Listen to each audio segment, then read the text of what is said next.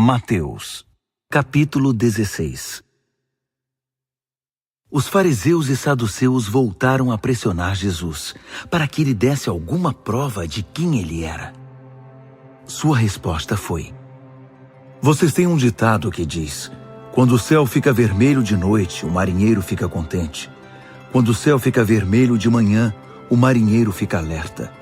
Se para vocês é fácil a previsão do tempo, por que tem dificuldades para interpretar os sinais dos tempos? Esta geração má e devassa está sempre em busca de sinais e maravilhas. No entanto, o único sinal que terão é o de Jonas. Dito isso, deu-lhes as costas e foi embora. No trajeto até o outro lado do mar, os discípulos perceberam que haviam esquecido o pão. Aproveitando a oportunidade, Jesus aconselhou-os: fiquem de olho no fermento dos fariseus e saduceus. Pensando que ele os repreendia por haverem esquecido o pão, começaram a culpar um ao outro. Percebendo o que se passava, Jesus perguntou: por que estão discutindo por haverem esquecido o pão? Crentes pela metade, não entenderam ainda? Não se lembram dos 5 pães que demos aos 5.000? Quantos cestos de sobras vocês recolheram? Ou dos 7 pães para os 4.000? Quantos cestos de sobras vocês recolheram? Ainda não perceberam que o problema não é o pão? O problema é o fermento dos fariseus e saduceus. Então eles entenderam. Jesus não estava preocupado com o pão, mas com o ensino dos fariseus e saduceus. Quando chegou às vilas de Cesareia de Filipe, Jesus perguntou aos discípulos: o que o povo anda dizendo a respeito do Filho do Homem? Eles responderam: alguns pensam que é João o Batista, outros acham que é Elias, há quem pense que é Jeremias ou algum dos profetas. Ele insistiu: e vocês? Quem acham que eu sou? Simão Pedro declarou: tu és o Cristo, o Messias, o Filho do Deus vivo. Jesus afirmou: Deus o abençoe, Simão, filho de Jonas. Você não retirou a resposta dos livros, nem citou algum professor. Meu Pai no céu, o próprio Deus, revelou a você o segredo sobre quem sou de fato. Agora vou dizer quem você é de verdade. Você é Pedro, uma pedra. Essa é a pedra sobre a qual vou edificar minha igreja. Uma igreja tão exuberante e tão cheia de energia que nem as portas do inferno serão capazes de obstruir seu avanço. E isso não é tudo. Vocês terão acesso livre e total ao reino de Deus e chaves para abrir qualquer porta, sem mais barreiras entre o céu e a terra e o céu. Um sim na terra é um sim no céu. Um não na terra é um não no céu. Ele exigiu o segredo dos discípulos. Fez que prometessem não contar a ninguém que ele era o Messias. Jesus deixou claro aos discípulos que precisava ir a Jerusalém. Ali haveria de sofrer nas mãos dos líderes do povo, dos sacerdotes e dos líderes religiosos, e seria morto. Mas no 3º dia iria ressuscitar. Pedro segurou-lhe o braço protestando: impossível, mestre! Não pode ser! Jesus, porém, ficou firme.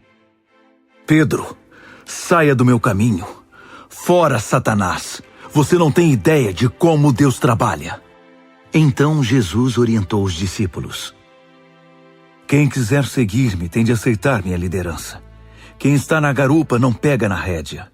Eu estou no comando. Não fujam do sofrimento. Abracem-no, sigam-me e eu mostrarei a vocês como agir. Autoajuda não é ajuda de jeito nenhum. O autossacrifício é o caminho, o meu caminho, para que vocês descubram sua verdadeira identidade. Qual é a vantagem de conquistar tudo o que se deseja, mas perder a si mesmo? O que vocês teriam para dar em troca da sua alma? Não fiquem obcecados em fazer negócios. Antes que percebam, o Filho do Homem virá com todo o esplendor do Pai, acompanhado por um exército de anjos. Então vocês obterão tudo o que sempre desejaram. Não é sonho. Alguns de vocês aqui verão tudo isto acontecer. o Filho do Homem vindo na glória do reino. Marcos, capítulo 8. Foi na mesma ocasião que Jesus outra vez se viu diante de uma multidão faminta. Ele chamou seus discípulos e disse: Estou com o coração partido por causa desta gente. Há 3 dias estão comigo e não tenho o que comer. Não posso mandá-los embora com fome. Vão acabar desmaiando no caminho. Alguns vieram de muito longe. Os discípulos perguntaram: Mas onde vamos encontrar comida suficiente para todos neste lugar deserto? Jesus perguntou: Quantos pães vocês têm? 7 pães, informaram. Jesus então mandou que o povo se assentasse. Depois de ter dado graças, tomou os 7 pães, partiu-os e entregou-os aos discípulos para que os repartissem com o povo. Havia também alguns peixes. Ele abençoou os peixes e ordenou aos discípulos que os repartissem de igual modo. Todos comeram à vontade, e foram necessários 7 grandes cestos para recolher as sobras. E os que participaram da refeição foram cerca de 4.000. Depois de despedir a multidão, Jesus entrou no barco com os discípulos e foram para Dalmanuta. Quando chegaram, os fariseus vieram pressioná-lo para que ele desse uma prova de quem era. Desafiado, Jesus perguntou: Por que esta geração pede um sinal milagroso como garantia? A verdade é que vocês não terão sinal nenhum. Dali ele voltou para o barco e dirigiu-se para o outro lado do mar. Os discípulos, porém, esqueceram-se de levar pão, exceto por um pedaço. Aproveitando a oportunidade, Jesus aconselhou-os: Fiquem de olho no fermento dos fariseus e dos partidários de Herodes. Pensando que ele os repreendia por haverem esquecido o pão, começaram a culpar um ao outro. Percebendo o que se passava, Jesus perguntou: Por que estão discutindo por haverem esquecido o pão? Não entenderam ainda? Não conseguem perceber? Não se lembram dos 5 pães que demos aos 5.000? Quantos cestos de sobras vocês recolheram? Eles responderam: 12. E dos 7 pães para os 4.000, quantos cestos de sobras vocês recolheram? 7. Ele perguntou: Ainda não entendem? Ao chegarem eles a Betsaida, algumas pessoas trouxeram um cego e pediram a Jesus que o tocasse.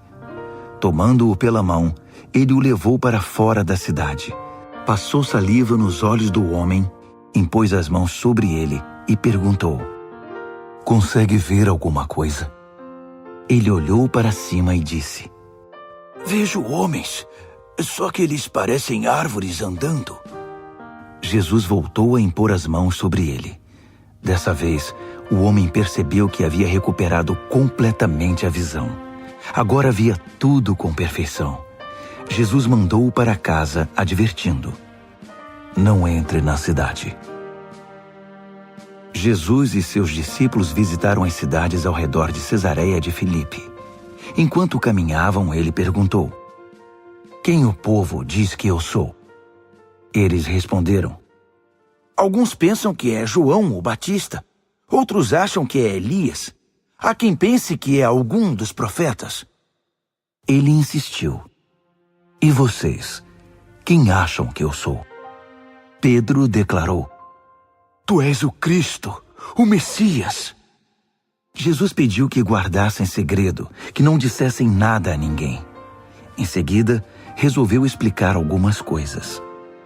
É necessário que o Filho do Homem seja maltratado, levado a julgamento e declarado culpado pelos líderes do povo, sacerdotes e líderes religiosos.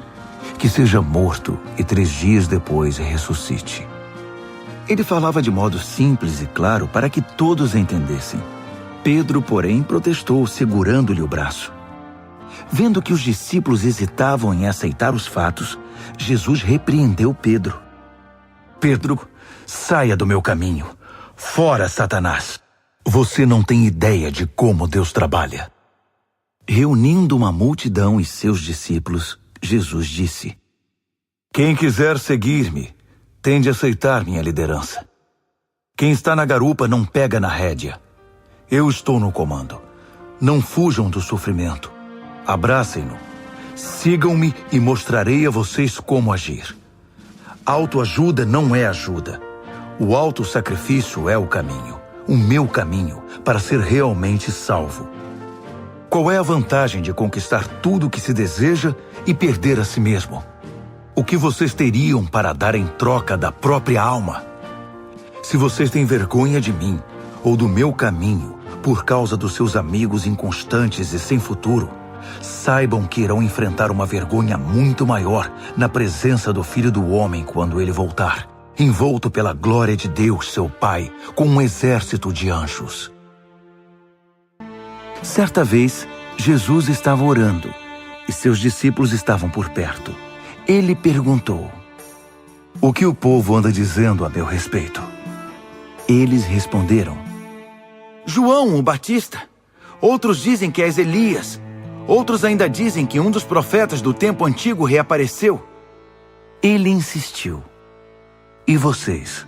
O que dizem de mim? Quem sou eu?"